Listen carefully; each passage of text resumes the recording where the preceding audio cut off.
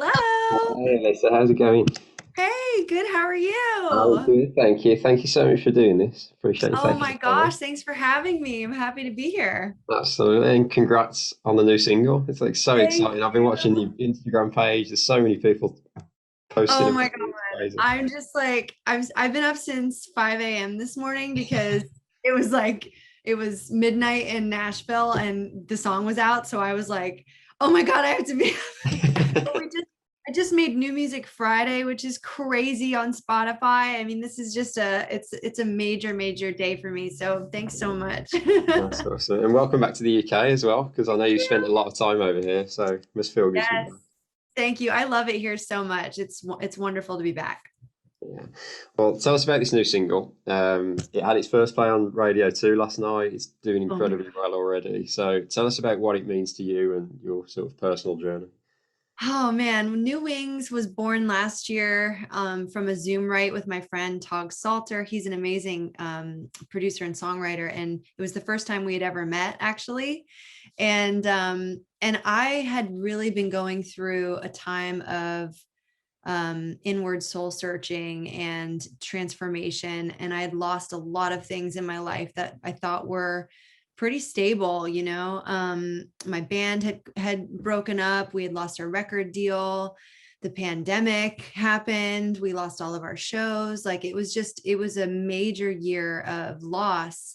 And through my healing journey, I kind of was listening to motivational speakers, and I was listening to poetry and new music and things like Jacob Collier, which I discovered in lockdown. And just on my walks, I would listen to this music, and it was just so refreshing. And I read this poem called The Lesson of the Butterfly by Paulo Coelho.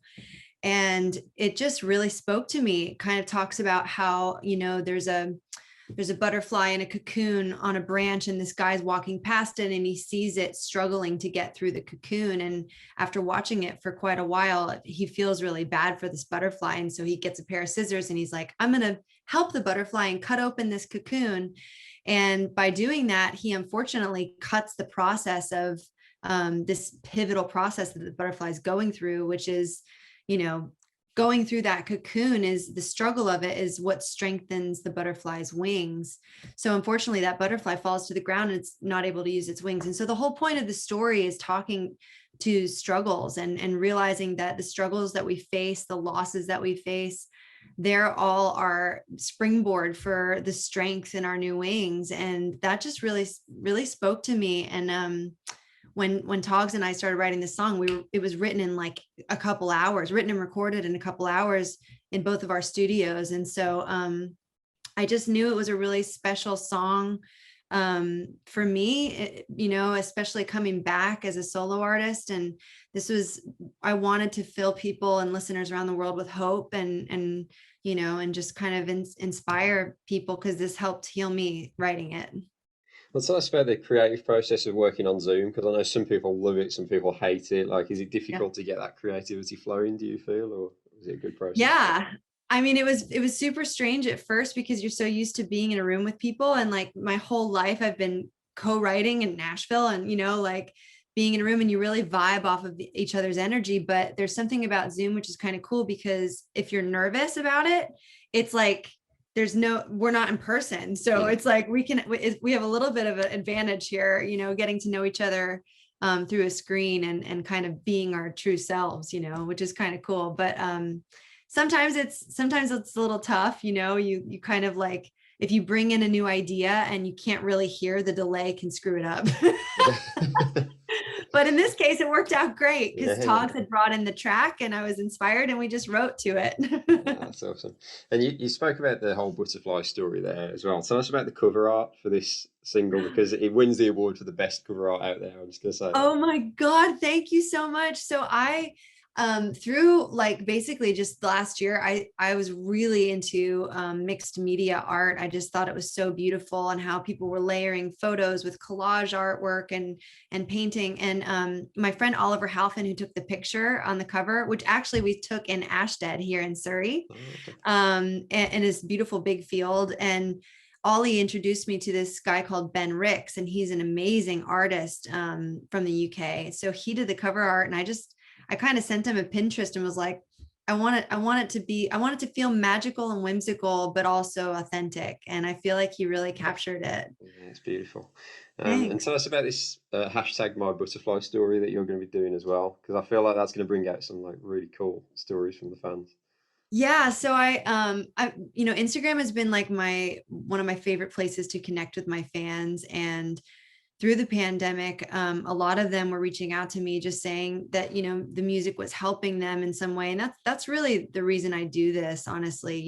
If that's my one job on earth while I'm here, is just to make people smile and maybe, make them not feel so alone, because we're all together in this. And so my butterfly story is something that I want to ask my fans to basically just tell me what their new wings story is, how they got their new wings, what struggles have they been through to get them on the other side. And I also created like an Instagram filter with all these butterflies and stuff, so it'll be fun for people to just interact. But it just makes me feel like I can really, get closer to my fans in that way and unite us all together.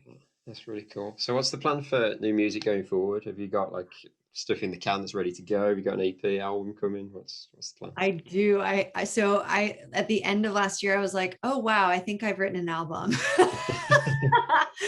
But I also had dug up some old songs like 7 years ago that I wanted to rework a bit. And so yeah, you'll definitely be hearing some new music from me throughout the next couple of months, and maybe a new record in 2022. Looking forward to that.